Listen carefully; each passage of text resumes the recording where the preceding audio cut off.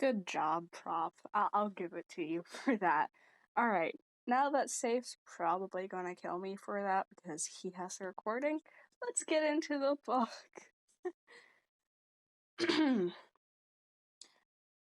Stir the soup, the castle cook shouted. Grace the goose, peel the eels, pummel the pastry. Are those blackbirds ready for the pie? She was a small, plump woman, with rosy cheeks and fair hair pinned under a white cap.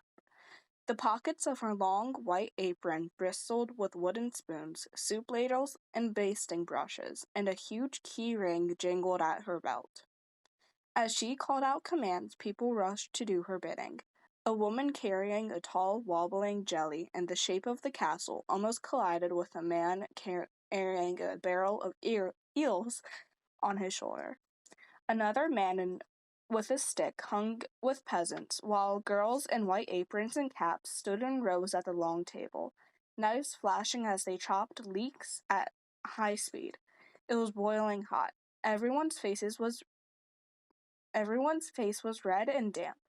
Fires blazed at either hearth, and as bakers opened the bread ovens and slid the bread pans in and out, hot air lifted in clouds of wavering heat. Beside each fire, a small dog ran around and around in a wheel, turning the great hunches of wild boar on their spits, fat sputtering as it splashed into the coals. One woman was plucking blackbirds in a storm of dark feathers. Another was breaking eggs into a bowl and whisking them into yellow froth. Yet another was grinding herbs and oils in a granite mortar. The cook now stood at a huge cauldron hung above one of the fires. A thin man hurried to bring her a stool. She hopped up onto it nimbly and bent to sniff the soup. The thin man, who was twice as tall as the cook, twisted his hands together. The cook frowned and drew out a long-handled spoon from her apron. She scooped up a tiny spoonful of the broth and sipped it. Her frown deepened. The thin man gnawed at his fingernails, while everyone nearby turned to watch, holding their breath in anticipation. "Perhaps some thyme," the cook said, and the thin man rushed to get her a sprig of sweet-scented herb. She stripped off the leaves and dropped them one by one into the soup, sniffing the steam that roiled out of the cauldron. Maybe a smidgen of salt." "Yes, Mistress Pippin, of course, more salt," he said. He grabbed a bowl of sea salt crystals, and the cook took a tiny pinch and sprinkled it into the soup. She stirred it once, twice, thrice, then plucked a fresh spoon from her apron and took another tiny sip. Slowly she nodded her head. "Perfect." The thin man beamed in delight, and everyone around him shook his hand and congratulated him. The cook jumped down from her stool and smoothed her apron. Then Tom's stomach rumbled loudly. It had been a long time since breakfast, and the steam from the soup smelled delicious. The cook turned around, hands on hips. "Tom, at last! Where have you been all this time? Did you find my mushrooms?" "Yes," Tom began. He badly wanted to tell his mother about the wild man's warning, but she did not give him a chance. "My nettles?" "Yes." "My dandelion leaves?" "Yes, ma'am." "Well, what are you waiting for?" Tom's mother seized the bucket from him and emptied it into the table. "Maud, begin the mushroom and quail pastries." She scooped up all the mushrooms into a bowl and threw it across the table to another white-capped woman, who squeaked and just managed to cans it. "Nancy, get to work on the nettle soup." Tom's mother tossed the bunch of stinging nettles across the room to a girl who caught it, then cried, "Ow!" and promptly dropped it on the floor. "Sorry, Mistress Pippin." She scooped up the nettles, tossed them from hand to hand, and then threw them into a nearby sink to wash. Tom's mother seized a knife and began to chop up the dandelion leaves, so fast her knife was a mere blur. At once all the women began to chop faster too. The thunk of metal against wood echoed among the beams. "Right, Tom, I need you to get started on all those pots," said Miss Pippin as she chopped, "and then you can help the footman polish his silver. We have unexpected guests for midsummer feast tonight, and need to lay another 24 plates, and get that dog out of my butter barrel." Tom dragged Fergus's nose away from the butter, wondering how his mother had known that the wolfhound was doing that. "Ma'am," he said, but she was too busy chopping to hear him. He called her again, more loudly this time, and his mother paused and looked at him in surprise. "What is it, Tompkin?" I met the wild man in the woods today." Mistress Pippin's knife fell with a clatter to the floor. She stared at Tom, eyes round. "The wild man?" When Tom nodded, she looked around her, as if making sure nobody was listening or watching, then caught Tom's shoulder and drew him down the kitchen and into the chill of the buttery. Once she had shut the door behind them, she said urgently, "What did he say, Tom?" He told her, and somehow the words no longer seemed stupid, but as charged with danger and meaning as the wild man had spoken them in the shadowy tangle of the forest. "He said I have to tell the Lord, but, ma'am, no one will listen to me." "Of course you must tell the Lord," she said. She took Tom's hand and marched him out of the buttery, through the kitchen and up to the stairs to the butler's pantry, Fergus trotting behind. "Tom has urgent news," she told the butler. "I tell you, he must see the Lord." "See the Lord? Young Tom, not likely," the butler answered. You make sure he sees the Lord, or there will be no more spiced pear and butterscotch pudding for you," Mistress Pippin warned. The butler sat up at once, almost popping all the buttons in his haste. "No need for that, Mistress Pippin. I'll do what I can." She left Tom there and raced back to her kitchen so fast the ribbons of her cap streamed behind her. Tom told his tale again. The butler hummed and hawed, but took Tom to the castle steward. Tom told his tale yet again. The steward rasped his chin and frowned, but took Tom to see the chamberlain. Tom told the tale one more time, feeling like an absolute fool. The chamberlain yawned and stretched, then mumbled he would pass the message on if he could just find the time. He waved Tom away, then lay back in his chair, spread his handkerchief over his face, and promptly began to snore. By that time, Tom was so frustrated that he felt as if steam was about to burst out of his ears. He stood for a moment, wondering if he dared go up the stairs to the great hall and accuse Lord Wolfgang himself. Tom was fairly sure that the Lord's bodyguards would simply knock him back down again. So scowling, he went down the stairs, wondering what else he could do. A girl dressed in white with bare feet and a wild mass of curly black hair was sitting in a window archway, studying an enormous book. She looked up as he slouched and raised her eyebrows. "You know that there are only 3 words that end in the sound gri, and you look like one of them, at least." "I'm not in the mood for riddles, Quinn," Tom snapped. "Of course not, since riddles are for the wise," she answered, her turquoise green eyes gleaming. "Still, I'm sure you'll agree. You're angry and hungry, so riddle me re. Can you tell me all 3? "Go boil your head," Tom replied and jumped down 2 steps at once to get past her. Quinn had become a lot more annoying since she had been apprenticed to the castle witch, he thought. You go boil yours," she answered and stuck out her tongue at him. And this is chapter 3, which is called Mob Ball. A huge roar from the jousting yard rang through the inner ward. The mob ball game had just started. Tom had no wish to scrub pots, so he hurried away from the kitchen and ran instead towards the playing fields. Fergus bounded beside him, his tail wagging. The stands were filled with crowds of people, shouting and waving flags and drinking pear cider, called Merry Legs by some, and Mumblehead by others, for its effect on those who drank it. In the center of the field, boys in green or red jerkins jostled and fought over the ball, which was made from an inflated pig's bladder. Tom had watched the game many times and knew that the squires in the red always beat the serving boys. They had time to train and play against each other, while the serving boys were always too busy with their work to have much free time to practice. One serving boy in green seized the ball and ran towards the goal post at the far end of the field, but the red-headed squire, Sebastian, put out one foot to trip him, and he fell flat on his face. Sebastian grabbed the ball and ran towards the other end. 3 boys in green caught him around their waist and shoulder, but Sebastian just kept on running, dragging them along behind him. One by one they fell, and were trampled under the rush of feet as everyone raced after the red-headed boy.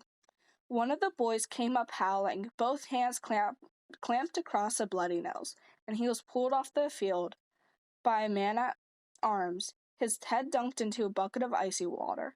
There were no rules in mob ball, only speed, strength, and bravado. On impulse, Tom ran up to the boys with the bloody nose.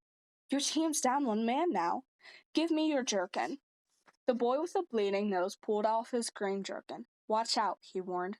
"The squires play rough."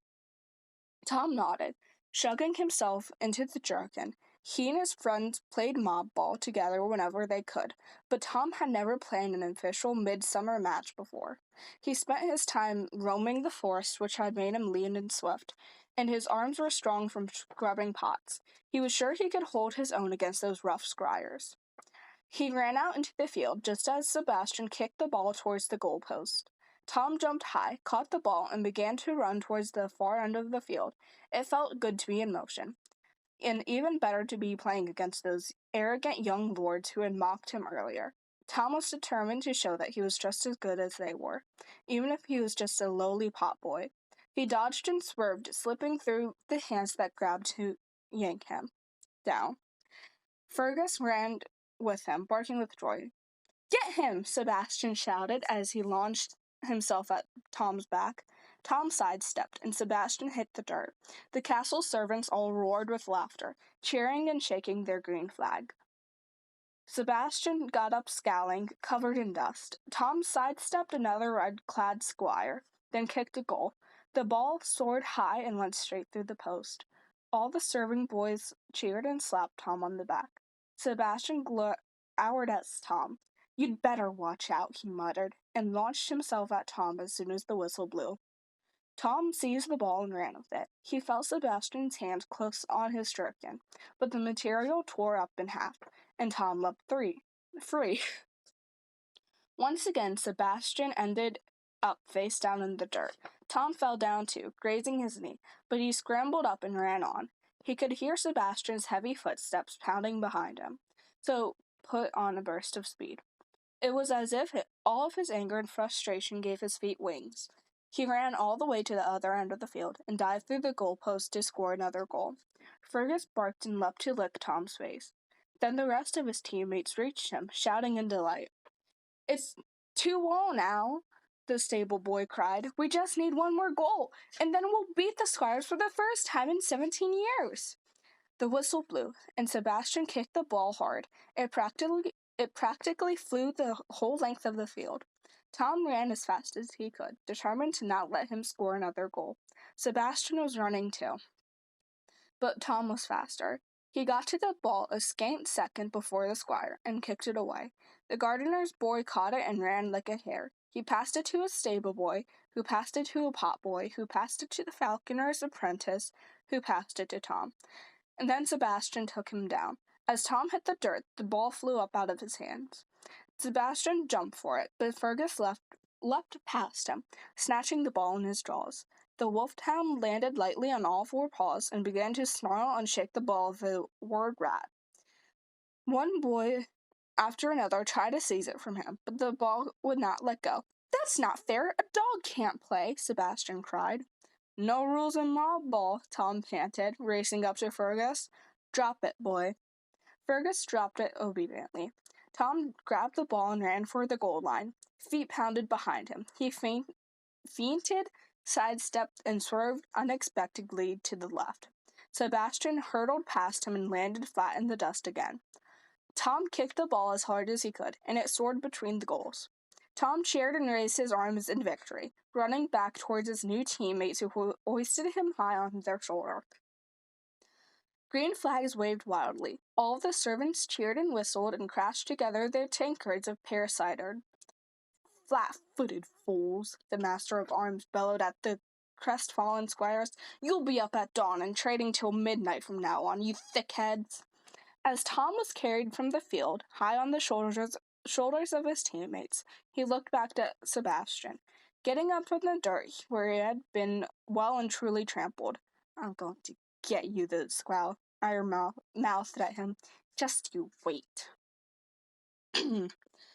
Later that afternoon, Tom trudged up from the cellar, carrying a heavy wicker-wrapped bottle made of mead, made with honey from the castle's own bees. He walked slowly, his body aching from the mob ball game, his thoughts once more occupied with the wild man's warning and his failure to deliver it. Why would no one listen to him? What if the castle really was in danger? Fergus growled deep in his throat, and Tom at once tensed. He heard a soft scuffle of feet around the corner. He went back down a few steps and pressed against the stone wall. Then Sebastian leapt out at him. Tom hit him over the head with the wicker bottle. As Sebastian fell, Tom leapt over at him and raced up the stairs. Fergus bounded after him. "I'll get you!" Tom shouted. Tom ran past the kitchen doorway and plunged through a tapestry-hung archway. It led to the servants' stairs, a steep, narrow set that curled inside the walls of the castle so servants did not have to carry chamber pots or trays of dirty dishes where the lords and ladies might see them. Tom hoped that Sebastian would not see him duck through the tapestry curtain, but he wasn't quick enough. In seconds, the red-headed squire was after him again. With Fergus bounding ahead, Tom leapt up the stairs as fast as he could. The staircase branched. The left-hand turn leading up two staircases that spiraled up to the ladies' tower. Tom scrambled that way, bent over double and using his hands and feet to get along faster. Then Fergus ran straight under the feet of the servant carrying a tray. The servant fell heads over heels down the stairs, wiping out Sebastian as he fell. Clang, clatter, clunk, crash. The two of them tumbled all the way down to the bottom. Tom kept clambering upward, taking one turn then another, till he was climbing higher into the castle than he'd ever been before. It looked like no one had been there in centuries. Dust lay thick on the steps. Cobwebs hung in filthy tatters. Bats screeched away into the shadows. Fergus whined. His ears and tail dropped. Now I just need to find a way out, Tom said, searching for a window or door in the walls that would give him some sense of where he was. One that doesn't involve going back the way we came? His feet stirred up clouds of dust. Fergus sneered. They kept on climbing. The staircase had become so narrow that Tom's shoulders brushed against the wall on either side, while the steps were so steep that it was like climbing a cliff. His calf muscles ached, and his throat was dry. Maybe we should go back, Tom murmured, slowing. Fergus whined and ran forward eagerly, pushing his nose against an old faded tapestry. He looked back at Tom and whined again. What have you found, boy? Tom asked. The tapestry showed a maiden sitting in a meadow, a dark unicorn lying with its head resting in her lap. As Tom lifted it aside, the fabric crumbled away in his hand and revealed a tiny door. He bent and examined the cobwebby key perched in the lock. He tried to turn it, but it was so stiff it wouldn't budge. He persisted, and the key finally turned with a nerve-shredding screech.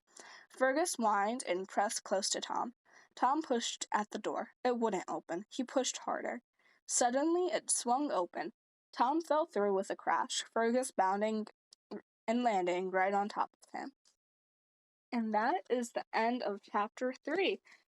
So, please be sure to come back tomorrow for the rest of the book.